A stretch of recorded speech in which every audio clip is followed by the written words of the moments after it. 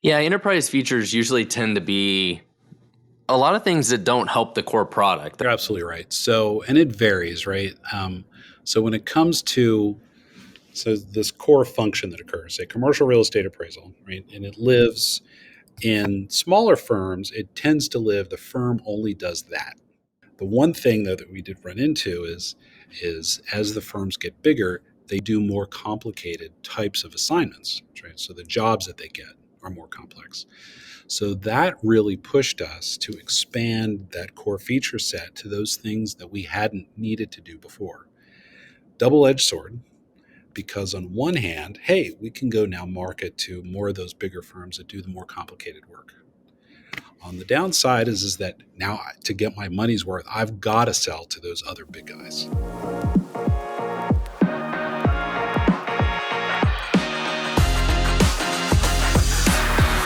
And we're back for another episode of the Startup Hustle. This is your host today, Matt Watson. Very excited to be joined today by Jeff Weiner. He's the founder and CEO of Real Quantum. And today we're going to talk about product strategy for startups, which is always a problem when you have small customers, enterprise customers. How do you handle the roadmap? How do you handle product ideas? How do you deal with all of those problems? We're going to talk more about that today, and I'm sure a lot of other things. Before we get started, I do want to remind you today's episode is brought to you by Fullscale, which is my company. We have hundreds of software developers in the Philippines working for dozens of other startups and scale-ups, front-end, back-end, mobile, QA, whatever it is you need help with, we can help you. Check us out at fullscale.io. Jeff, welcome from Kansas City, home of the world champions. Woohoo! Yes. Thank you, Matt. Good to be here. Yeah. So to get started, you're the founder and CEO of Real Quantum. Why don't you tell us a little about Real Quantum and what it is that you guys do? Sure. So I should say I'm one of the co-founders. But yeah, so I've been CEO for the last couple of years, and Real Quantum is a software as a service product, specifically in the vertical for commercial real estate appraisal.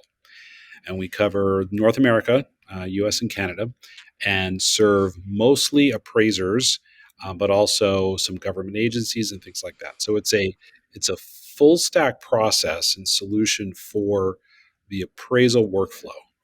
And we've been at it since about 2018 when we did our MVP, and we've had the experience to work with customers from sole proprietors on up to large enterprises. So what led you guys to the idea to start this company? Did you have a background in commercial real estate, or what gave you guys the idea? So I've been a software person my whole career, but my co-founders are professional, long-term commercial appraisers. And the deal with commercial appraisal, so essentially it's a financial consulting exercise, right? And so there's a lot, which is pretty common in a lot of other disciplines too, is that it's a lot of very manual work, a lot of Word templates, a lot of Excel formulas and things like that. And commercial real estate, like prop tech overall, has really not ridden the technology innovation wave that other industries have, right? And so commercial real estate, in particular, appraisal, is very document driven. So these fundamental things that, Matt, that the SaaS platform world or the database and IT world solved decades ago, having a database, being able to repeat your process, having the ability to collaborate online at the same time, backups that are geo redundant, these basic fundamentals of technology security, productivity, efficiency had not made it to this discipline, this industry. The thing is that commercial appraisals, this thing that happens behind the scenes, whenever somebody buys, sells, borrows money, builds a new commercial property of any type. But it's the grease and the gears that makes this like $14 trillion US piece of the economy operate. So it was really screaming for help. So my co-founders that are appraisers, they've been using some old tech. My CTO now got in contact with him in kind of a roundabout accidental way. That's how some of these things happen sometimes. Got together, we're talking about it, and basically he said, you guys are in the wrong business. You should be in the software business. So idea was born. I joined shortly thereafter, and we've ended up being the only pure SaaS product in this industry. That's super surprising. Nobody else is doing this. Everybody else that's doing it so first of all of us, like many other financial B2B related apps, Excel is our real competitor, right? Yeah. Excel and the status quo. But the other ones that are out there, basically, it's network database connected through elaborate and brittle macros to a Microsoft Office and make all that work together. And so we're the only ones that managed to actually do this whole thing pure SaaS. So do you guys specialize in doing a single appraisal, or is it more about I own 20 buildings and I'm constantly trying to deal with the valuation of, the whole portfolio of buildings that I own? Yeah. So the biggest customer segment we have are what's known as a fee appraiser. So basically, it's a third party, a consultant that goes and says, okay, I'm going to do this standard set of best practices that I've been trained to do and credentialed to do, that's going to determine the value of this property, either as it is or as it might be, right? So you think of as it might be, the term is called highest and best use, right? So great, you know, industrial building in the heart of the city, great bones built in the 1900s, somebody wants to convert it into loft apartments, right? That's a potential use. So they have to do a lot of analysis to do that. There's a tremendous amount of financial, and there's a lot of judgment and studying of market trends and things like that. Those are all the tools that they use to decide either what its value is now or what it could be. All that workflow is what we do in there. And so these fee appraisers, they'll contract jobs on a recurring basis like other contractors. And most of their work comes from banks when it comes, Matt's going to buy some property and he's going to convert this industrial building into some super cool lofts downtown, right? So he wants to go get a loan. So he's the loan. The bank says, all right, you need an appraisal. That's where my customers come in. And they do that um, on a recurring basis for, hundreds of customers a year. So I'm curious, how is COVID and everybody working remote and how that's affected the kind of office market? How has that potentially affected your guys' business and what you do? Has that created more work and more demand for your service because people need more appraisals? Like, how has that affected you guys? Right. So the appraisal industry is, so what people tend to say, what we found is, so appraisers are busy when values are going up for property. They're even busier when values are going down. Yeah. And so the challenge is in the middle. So there's like for COVID, the governments all over the world did all these interest rate cuts. And so there was this flurry of refinancing. It happened in residential too, right? All of Right. us, we go out and refinance our houses, right? So there's all this refinancing. And so in spite of the fact that everybody had all these lockdown restrictions, there was all this work to do. And they were just burning the candle at both ends for a couple of years. And that was great for them and it was great for us. We grew a lot during that time. Then the interest rates started creeping up and deals went plummeted down. So appraiser bank work has dropped for many, in the US at least, 30 to 50% in 2023 versus what it was in 22. Yeah. Um, Many people left the business and there were already not enough appraisers. So it's created, because now the expectation is the smart money is 3 rate cuts this year. We'll see. The last inflation report was a little bit higher than expected. But anyway, presuming that there'll be some uptick in activity, and there's been a lot of debt, right? You mentioned um, offices and people embracing remote work and hybrid work, and office buildings are emptier than they've ever Yeah. been. All those office buildings, and some of it's getting into the national news, is like, oh, Boston is worried that they're going to have $1 billion shortfall in tax proceeds because of all these empty buildings in the central business district. I mean, there's real human implications to kit the trash, fill in the potholes, and things like that as a result of this phenomenon that's happening. Well, the way that that impacts us at our company and our users is that those buildings are all basically on balloon loans, right? After a couple of years, they have to be refinanced. Well, if your vacancy went from 4% to 38% or whatever, Yeah. you could be there's going to be um, trillions of dollars over the next decade or so of properties that are not worth what they used to be.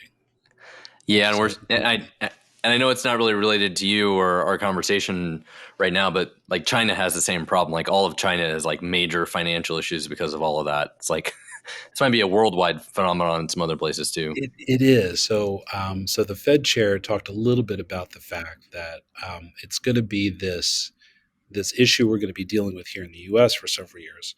China has what they have is they have a situation where they've had this just um, years or decades long government support of Yeah. building like crazy, Yeah. and they can't afford to keep doing it. And so they've started to back off, and they've had some gigantic foreclosures and businesses fail.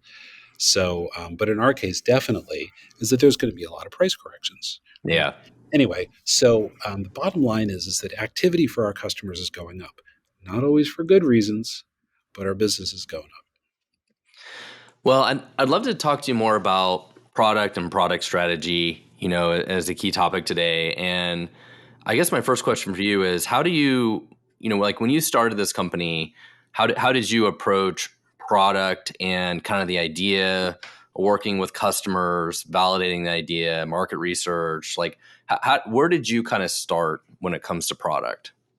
Right. So for us, we have kind of, I've said it a little bit before, we have a little bit of an embarrassment of riches when it comes to internal domain knowledge about what we need to do.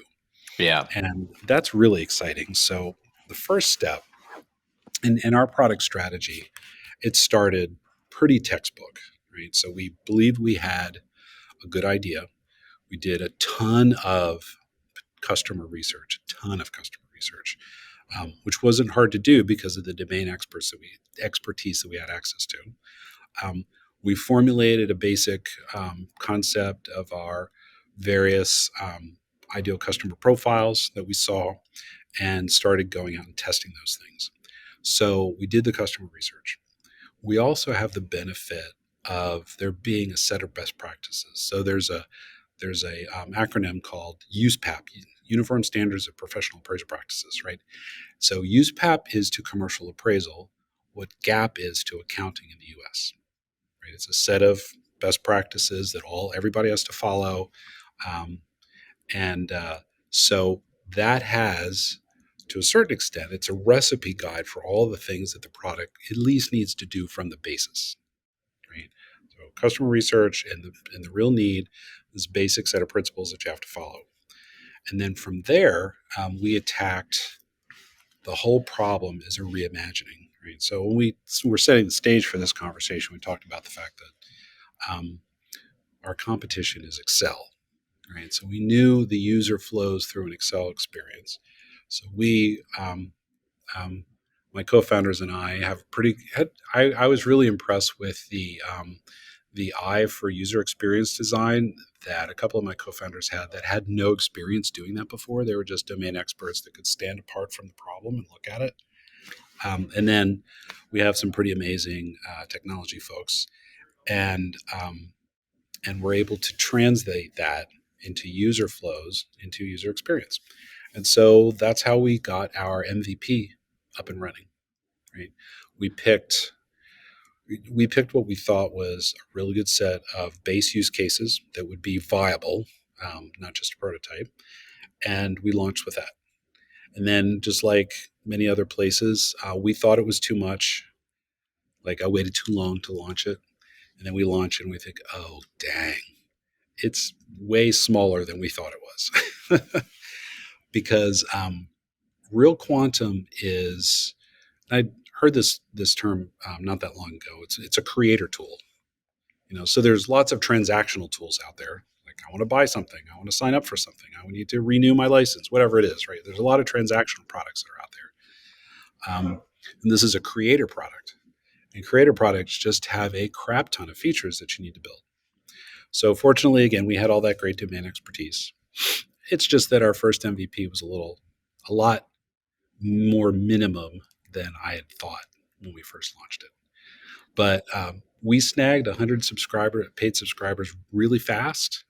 And the good thing about that is that we always were open to feedback, but boy, they were happy to oblige us, right, with So, comments. so let me ask you your customers are the appraisers. Are these Mhm. mostly like individual small businesses, or are these large companies that are conglomerates that do appraisals like nationwide? Like, what does the typical customer look like? Yeah. So appraisal firms are set up to a certain extent kind of like law firms in that about half of appraisers in the US and Canada are sole proprietors. Okay. And there are hundreds and hundreds of small shops that range between 3 and 20 people, 3 Okay. and 30 people, something like that. And then there's a smaller cluster of between 30 and 100. And then you can basically count on your fingers the number of US firms that are more than 100 people. Okay. And there's a handful of them that are unique in Canada as well. So that's really how they're organized. So we were setting off, we're definitely an SMB focused workflow. Um, and that and that's where we started. So we follow the traditional, we start in SMB and we work our way up market as we add features. So how was that gone? So you mentioned earlier when you launched the product, you're like, man, there are so many other things we still need to build. What were some of those things? Were some of those just things that you knew about that were kind of on the, end of the roadmap, on the later side of the roadmap, or were they things that you didn't even think about? Yeah, all of that. So the good thing with us is because we chose a pure Ruby on Rails implementation. For those people that aren't familiar with it, it's an opinionated development environment, and there's a really tight linkage between the code and the database. And so, in the right hands, it's a screaming fast way to build new features. It's not incredibly beautiful and animated because we deployed basically almost nearly zero JavaScript or anything like that on the front end for quite a while. And so what we started with was we had a pretty good idea about what we hadn't built yet because we had crafted a specific set of use cases for very common sets of needs, right? Yeah. The common core of business flows. So we knew that. And so we went in with our eyes open about the things we didn't build. We had all those on the roadmap. Um, and so, as you can imagine, what we had to do then is we get our first, say, 100 subscribers in there, and then we're getting the flow of feedback of how we thought we should do it, and we started adapting on those, and had to work to prioritize between those and the new features. And it's that common problem that is part art and part science, right? Of deciding, okay, I've got all these things that I need to do, and prioritizing. The tuning of the existing features versus what new features are going to scoop you up the next big chunk of users. And that's how we focused. So as you go up market to some of these maybe more mid market, starting into some enterprise accounts, what kind of features are they asking you for that are different? So, yeah, that's an important point. So, there's two sets of things that I, just roughly speaking, you can divide it into. One of them were core capabilities of doing their profession, right? So, core capabilities, use cases that are necessary for the different types of commercial appraisals that are done. Right? And that's pretty broad. Our residential appraisal is single family home, townhouse, condo, apartment building with less than 4 or fewer units in it. Right? Commercial is shopping center, gas station, um, almond orchard, oil refinery, all that stuff. Oh, Right? geez. All that stuff. It's crazy. And so there were many use cases that we could have gone down. But one of the things that we found is that a lot of SMB, small, mid-sized businesses, focused on what they refer to as the four food groups: retail, office, industrial, multifamily. And then all those other more unique ones were mostly with specialized companies. So we didn't worry about the specialties. Right. So the first thing is as we went up market, we had to do more of the capabilities that some of the smaller guys just never did. Right? They can the little one person shops in Boise, Idaho, or Des Moines, Iowa, are fine doing the four food groups and never have to do hardly any of the complicated stuff. But as we went up market, once we got up into the um, 10 or more users range, and it was very important in the enterprise, like 400 or more users, workflow, right? And that's probably not surprising, right? You've probably seen that in a lot of different places, right? In your experiences with Vin Solutions and other stuff, right? Yeah, enterprise features usually tend to be a lot of things that don't help the core product. They're more ancillary, like they need an extra report or, single sign-on integration or more roles and Right. security and like multiple account. Like I need to log in, I need to see multiple accounts, and then I need reporting across multiple accounts. Where when you're dealing with smaller accounts, they don't do any of that. Like Right. it ends up being like a User lot of these. hierarchies, right? Yeah, it ends up being like a lot of things like that don't necessarily help the normal person that's using the product on a daily basis. They're like weird enterprise reporting, security, multi-tenancy, like all these sort of things that if you're a big company, those are like mission critical. You couldn't work without them, right? Like if somebody had 50 appraisers, I'm sure they're in multiple cities and like, well, we need reporting by metro area or we need reporting based on our oil refineries versus the apartments versus the commercial real estate or whatever. Where for a smaller client, you're like, they probably only do one of those things. They don't do all three of them. So like Right. there's just different kinds of users that you end up dealing with and they have just different requirements than you normally would think of. You're absolutely right. So, and it varies, right? So when it comes to this core function that occurs, a commercial real estate appraisal, right, and it lives in smaller firms, it tends to live. The firm only does that. But once the firms start to get bigger, they start to do Yeah. other things that would make sense, right? Sometimes they do brokerage, sometimes they do property management or whatever, right? So when the firms get a little bit bigger, we had the advantage of some workflow is necessary, some of that which single sign on and hierarchical access and things like that, those were necessary, but they actually had some existing things in place like Salesforce or an ERP tool or something like that, and they were satisfied to run that and then link to us, so we didn't have to build too much of that. The one thing though that we did run into is as the firms get bigger, they do, like you mentioned, right? They do more complicated types of assignments, right? So the jobs that they get are more complex. So that really pushed us to expand that core feature set to those things that we hadn't needed to do before. Double-edged sword, because on one hand, hey, we can go now market to more of those bigger firms that do the more complicated work. On the downside is that now to get my money's worth, I've got to sell to those other big guys. And the big guy needs, and there are fewer of them, right? There's a handful. You can, like I said, you can count on your fingers the ones that have more than 200 Yeah. people in them, right? The thing is that there are thousands and thousands and thousands of little guys. So that comes into that competition between, do we really need this elaborate stuff to accommodate these, how many appraisers are going to need to handle rent control? Well, where does that occur? Well, New York City and maybe a little bit in San Francisco. That's it. Now, the amount of revenue that those people generate in New York City is tremendous. But, I've got tens of thousands of other appraisers across North America that couldn't care less. So I have I so I experienced the good and the bad of this.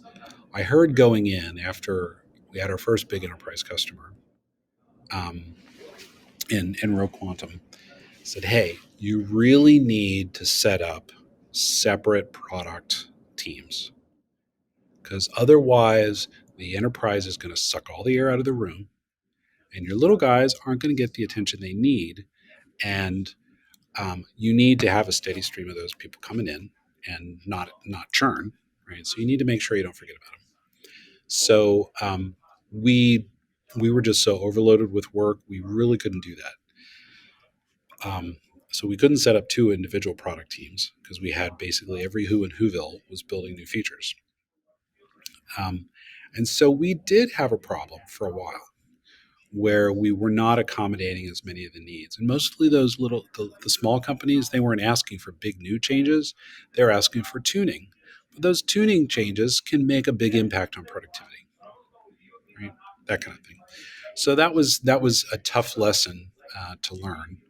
But I definitely agree with that advice. If it's at all possible, you have to have two different teams, or at least two different product managers, depending on how big your team is. One worrying about enterprise, and somebody else worrying about SMB. I do want to take a second to remind everybody that if you need help with the four main food groups of software development, Full Scale can help you with that. So front end, back end, mobile, QA. I was waiting a long time to say that because I thought it'd be funny. You can check us out at fullscale.io. If you need to hire software developers, that's what we do. Front end, mobile, back end, all the stuff. Um, you know, Can your the can your software developers address my dietary restrictions? It's really important. yes, no problem. We can work with your food groups. Um, the the only challenge you have there is we have two different development teams or product groups kind of working.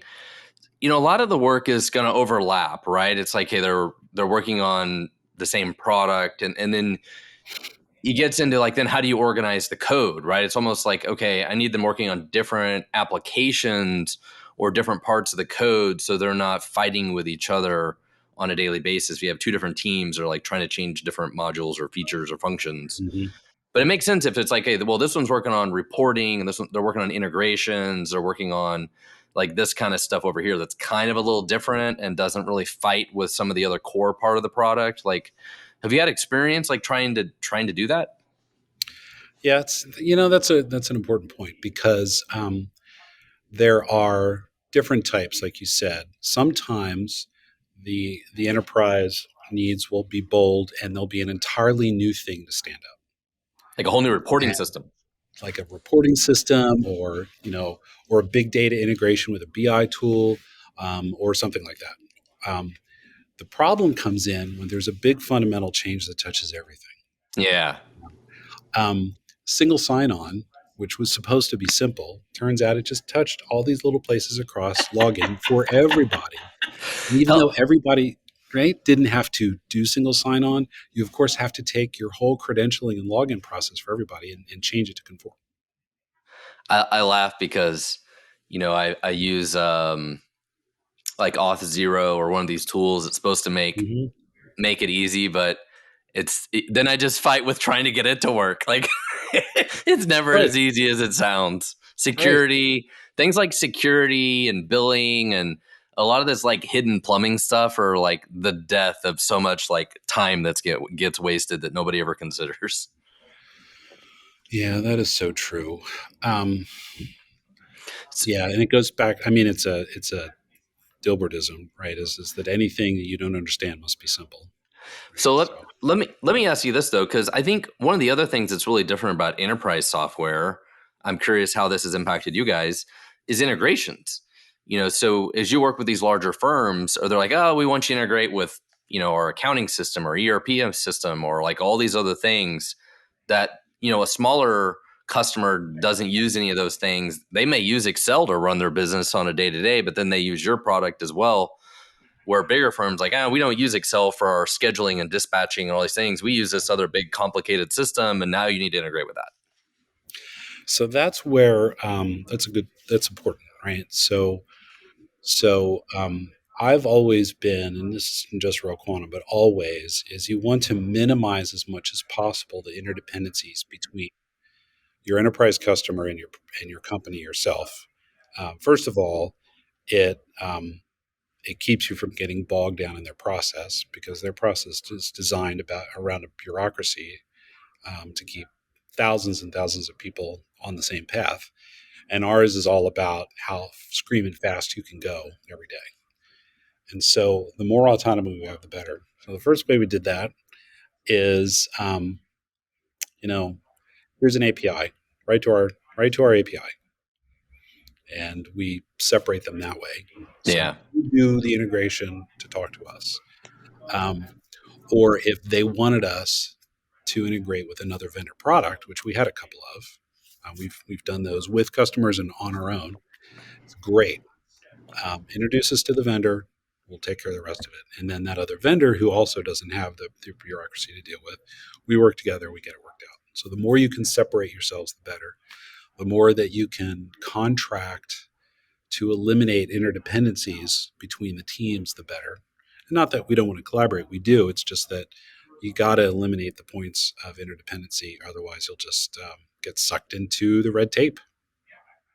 So another question I have for you, from a product strategy perspective, you know, obviously marketing and product marketing is kind of related to product as well. But I'm just curious for your guys' business, how is going up market change your overall business model? If you're selling to an individual appraiser, let's pretend they pay, $500 for a product or whatever, versus you go to some big firm and they pay $5,000 a month for the product. You're going to have like how you market to those customers, how you sell to them, how you pay your salespeople commission is different. Like the sales cycle is different. That all affects so much about your business model as well, right? How is that like impact your thinking? Yeah. I mean, when it comes to SMB and enterprise, it's rare that somebody can sell to both. And the models are different, right? And the messaging is different. Yeah. The good thing about so what we ended up doing is that first of all, the sales um, the sales team was never overlapped. Enterprise was only focused on enterprise. Yep. SMB was only focused on it, and you have different people. Um, in the case of marketing, enterprise marketing for us is ABM, so account based marketing. Get your list of targets. You do specific campaigns to target individual companies, and you have a plan for each one versus broader marketing. And for us, the SMB is our target. And so we cast the net for the medium sized fish. And if the little fish jump in, great, great. A very similar value proposition, but that's how we do it. So that's really important. And, you know, those two things are the primary areas. Um, we've built automations within HubSpot, our CRM, and a bunch of other things to make the SMB side really fast. Of course, as you know, enterprise is all about master service agreements and statements of work, and Yeah. that's its own animal too, right? I don't need to pay a lawyer for SMB. Well, but did it also change any of your product features? So maybe this doesn't apply to your product, but to a lot of people's product, like at Stackify, my previous company, our average customer only paid $250 a month. I really couldn't afford salespeople to set up demos and walk them through for a product that was price point. We need the product to be all self-service. Like they log in, they try it, they see value in it, they have that aha moment, they put their credit card in and they buy, right? Which is totally different than an enterprise account where you want to get them on the phone and you want to talk to them about the value and all that. But that also kind of changed the product features, right? If we have to optimize for the self-service, we have to put all this work into the product to optimize for that self-service experience. I'm curious, do you have any of those kinds of thought that I guess affected your company or other companies? You know, we did okay there. Really, what we had to do was we had to design our product organization to deal with our own product strategy and then negotiating or dealing with enterprise inputs to our product strategy. Those are the two that we had to deal with the most, right? So we had what we wanted to accomplish, which accommodated everybody from the sole proprietor on up to the large customer. And then we had enterprise needs about what they wanted to accomplish. And so we had, of course, various professional services dollars that were coming into the team to say, we want this and this and this and this. And we want data migration. We want to integrate with one of our systems, blah, blah, blah. And so it's easy to say, all right, anything that's specific to you, chop that off to the side. But then there's a set of enhancements that we have to make to the product because we're not forking the code for you guys, right? It's one Mm-hmm. product. So it's all right, here's all the things we need to add to the product. So figuring out how to merge those two together was where we had to be careful. And so we did a couple of things. One is um, we negotiated and got agreement with all of our customers that we've had that have asked us for new product features is that every feature would be GA. Every feature is generally available. And that we architected our product so that the differentiators for that customer were in their configuration, not in the source code. Yeah. And that wasn't always easy, but we managed to do it. I credit some pretty amazing engineers and architects on my team. So we could say, look, Enterprise One, Government Agency Two, whatever you guys, I know you want this stuff, but you're not going to be putting your trade secrets are not in my source code.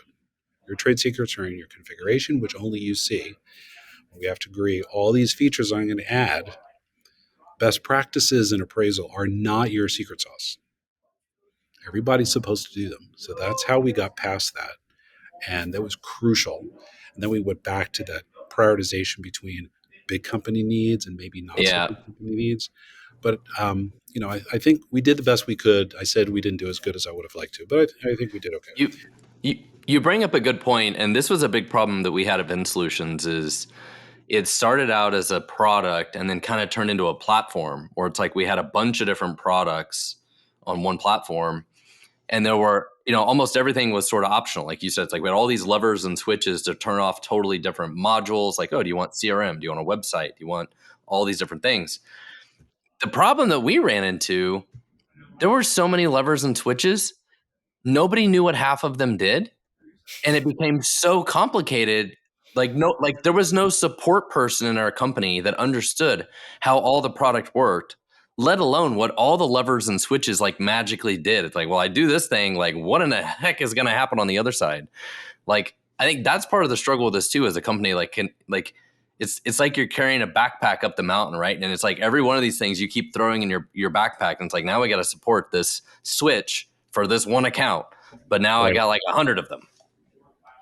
Yeah, that is so hard, Matt. Right. So for me, I'm absolutely in the invest in making it simple. Because right, simple is not easy. Simple is harder Yeah. than making a complex user experience. So invest in simple. We have two flavors or two tiers of our product. Basically, the tier one is the basic, and the tier two is an advanced. And we have a couple of add-ons. I don't know, a handful. A Yeah. variety of add-ons. And so we implemented the two tiers, same code base. We implemented the two tiers with feature flags. So Yep. basically, we can then graduate tiers, graduate a feature from the base tier to the advanced tier as we go. Or I'm sorry, the other way around. We can send features down to the base product over time, and that's how we accommodated government and enterprise, and still kept an affordable product for the SMB. Well, and one of the challenges you have is you build this beautiful, simple product for an individual appraiser, and then you constantly have to fight like overcomplicating it, right? Like, oh, the enterprise wants all these, like this extra field, this extra thing, this extra thing, this extra button. And it's like a constant battle, right? Because eventually it may overcomplicate the user experience for just a basic appraiser trying to do their job. It is so true. And so two different tiers is a little bit coarse grained, I think. So we could end up with a third at some point, but so far we've stuck to two. And we talked about doing the individual things, and I think some of my competitors do the whole a la carte menu thing, and it's such a turnoff to the customer. It really Because they is. don't, I they think don't, they just want to do their job. They don't want to be an expert at configuring software, right, right? and you're absolutely right. Is because you don't want. And there's a product. I forget what the thing is at this moment, right? But there's a product mindset. Is you don't want to force the 80% to have to see all the Right. crap that the Yeah. 20% Yeah. needs to worry about. And Yeah. you have to figure out how to do that, and it is an art to it. So that's what we've tried to do with the two tiers, and then really so the first part was making sure that we were expanding our product without losing our soul, so to speak, right? We were going to add these features, but they had to be our product features. Yeah. We pushed back on stuff. We said, no, you're going to have to do that somewhere else. And it required a lot of finesse and negotiating. And they But will ask for terrible ideas. oh yeah, you're going to host it locally. You're going to move it from AWS to Azure or whatever, right? You're gonna convert it to Java. I don't know. I got asked all kinds of crazy stuff, right? You're going to fork the code. No, we're not doing any of that stuff. And so they got a much better product as a result of us staying to the core. But it really required a combination of working with the internal team, which in my experience, none of those enterprises, excuse me, not, no, that's not fair. Rarely will the enterprise have a product mindset. It's either the business and the IT department, right? When I've gotten to work with product in a big enterprise is a different animal. There's all the product feature strategy, customer research, all that kind of stuff. But then there's this whole component of how to compete for resources in the big organization. Right? So there's a lot of that stuff. And it's important, if you have the advantage of being able to create a new $1 billion revenue stream, amazing. Hopefully, if you do it right, there'll be a few pennies at the end of profit when you're done with it. But that's the price you pay for creating something enormous, right? You can create a unicorn that we talk about in the startup world. Oh, I made a unicorn. Well, actually big enterprises do that fairly often internally. It just doesn't come out the same way.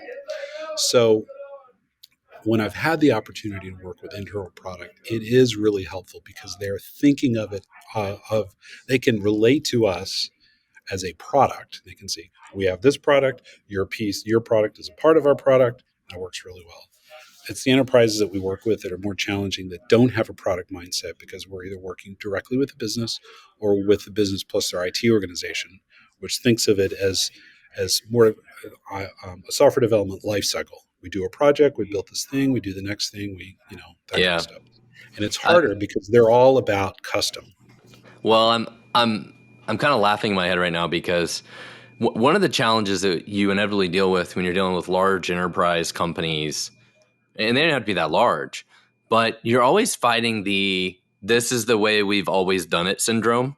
Mm-hmm. Right. And so it's like they're going to come to you and be like, we need you to add this custom field and do this workflow this way and whatever. Not because any of it makes any sense at all. It's like, that's just the way we've always done it for 5 years ago. And this guy 5 years ago, who doesn't work here anymore, decided to do that way. So now for the last 5 years, we've just done it that way. So now your software has So, to do it that way. Like you're yeah. fighting that kind of stuff that is like totally arbitrary that now they want to force into your software. and So, and and sometimes you just have to give them the workaround, right? You're like, we don't do it that way, but you do it this way. so yes. So I had the benefit slash scars of having worked several years in big enterprise corporate IT, and I worked in the mobile communications business, which is absolutely cutthroat. Oh my gosh, it's ruthless. So we had to work really hard. Um, but that absolutely happens. And it's most people come into it honestly is that they have to really develop a domain expertise about how stuff actually works inside that company. It's very difficult and unusual for individuals to be able to have outside perspective. Yeah. And that's one of the reasons that attracted me to moving out of that space and being in a software, because I wanted to build software, and more that was happening outside the company. But also, I saw when I worked with service providers and vendors, I thought, how do you know all this stuff? It's like I stood up and I figured out what everybody else was doing because that's my job. And that was such a breath of fresh air. So we try to do our best to bring that insight to them. Um, and some people really embrace it, and other people, they struggle. But Well, you're right. And the other thing too is, I should add, I apologize, is one more thing is sometimes it really helps to say, sorry, the product doesn't do that. yeah. Sometimes you just got to say no. And real quick story. Uh, the worst product idea I ever heard at Ben Solutions. So it was a CRM system where car dealers tracked Mm-hmm. everything to do with sales, everything. There was some dealership that wanted all the customer appointments for like who's going to come do a test drive, who's going to come to the showroom today. Want to be able to schedule all those, but did not want the salespeople to be able to see that the appointments were scheduled. I was like, no, we're not going to do that. It's Right. like, if you don't want to use our software, that's fine, but we're not going to do that. Right. Sometimes they I was- ask for the craziest things, man. well, and people, yes, yeah. I had this story, and I learned it when I was like 22, my first job out of college, and I was working with these super dynamic and creative guys who were managing network engineering, which is crazy. And they asked for these funny features like that, and I said, don't take this the wrong way, but it's like you're saying, um, you like to listen to the radio when you're unloading the groceries from your trunk. So you want to have radio controls in your trunk. That's what you're telling me to do. You really want to do that? All right. And then he just said, shut up and get out of my office. Right. No, but that's a really good point is the other thing you do is as a product leader and a guide with these enterprises that are asking for these things is really help them step back and say, what are you trying to accomplish? Look at the tools and the process, because fortunately, we've been thinking about this stuff from a systems view with no burden of the current process of that enterprise. And if you've come to them and built up enough trust, they actually do say, "Oh, that's pretty cool. I like that," and then they embrace it. And we've had just a string of those in Real Quantum, and I've really enjoyed my last startup. We worked with some pretty big companies there, and it worked out well. But it takes time. Well, it's been awesome having you on the show today. Do remind everybody, if you need help growing your software development team, you can check us out at fullscale.io. That's my company. Again, this is Jeff Weiner, one of the co-founders and CEO of Real Quantum. You can check them out at realquantum.com. Jeff, thank you so much for being on the show today. This is a great conversation about product strategy and SMB and enterprise. It's very great. Very good. Thank you so Yeah. much. Thank you, Matt, too, for having me. And I love the work you guys are doing at Full Scale. Please keep it up. All right. Thank you so much, Jeff. See you later.